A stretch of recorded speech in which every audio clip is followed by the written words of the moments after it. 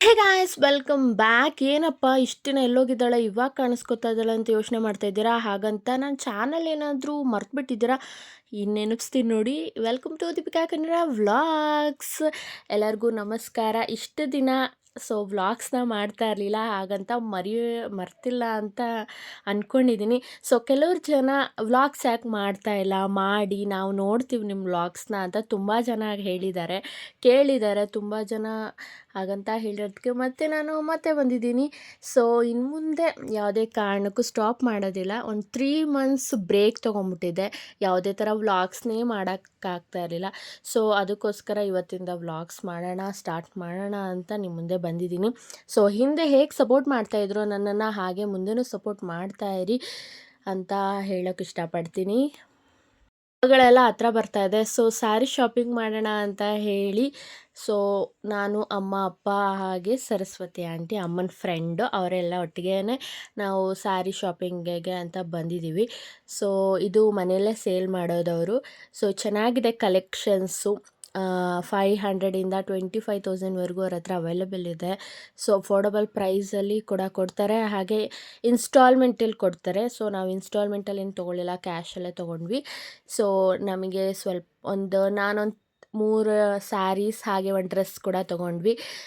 Shopping ಎಲ್ಲ ಮುಗೀತು. ಇನ್ನು ಬುಜ್ಜಿ ಕರ್ಕೊಂಬರೋಕ್ಕೆ ಇವಾಗ ಹೋಗಬೇಕು, ಒಂದು ಸ್ಕೂಲ್ ಬಿಟ್ಬಿಡುತ್ತೆ. ಅದಕ್ಕೆ ಟೈಮ್ ಕರೆಕ್ಟಾಗಿ 5 ಮಿನಿಟ್ಸ್ ಇತ್ತಷ್ಟೇ ಬಿಡೋದಕ್ಕೆ. ಕರೆಕ್ಟಾಗಿ ಅವನ್ನ ಪಿಕಪ್ ಮಾಡಿಕೊಂಡು ಮತ್ತೆ ಇನ್ನೊಂದು ಸ್ಯಾರಿ ತೊಗೊಳ್ಬೇಕಾಯಿತು.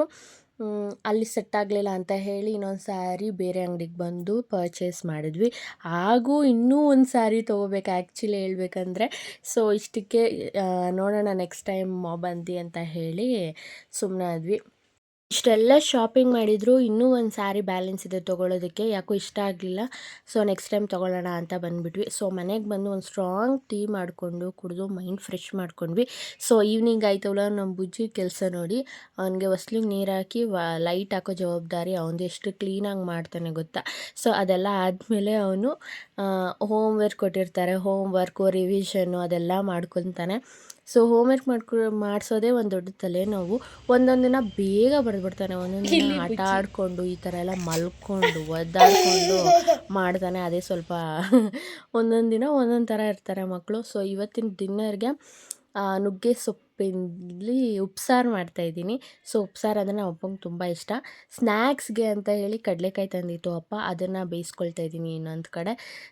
4 ಒಲೆ ಇರೋದ್ರಿಂದ ಒಂದೊಂದರಲ್ಲಿ ಒಂದೊಂದು ಇಕ್ಬಿಟ್ರೆ ಪಟ ಅಂತ ಆಗೋಗ್ಬಿಡುತ್ತೆ. ಪಲ್ಯ ಕೂಡ ರೆಡಿ ಆಯಿತು. ನೆಕ್ಸ್ಟ್ ಮುದ್ದೆ ಮಾಡಬೇಕಲ್ವ, ಮುದ್ದೆನೂ ಕೂಡ ಇಟ್ಟಿದ್ದೀನಿ. ಮುದ್ದೆ ಒಂದಾದರೆ ಫುಲ್ ಡಿನ್ನರ್ ರೆಡಿ ಆಯಿತು ಅಂತ.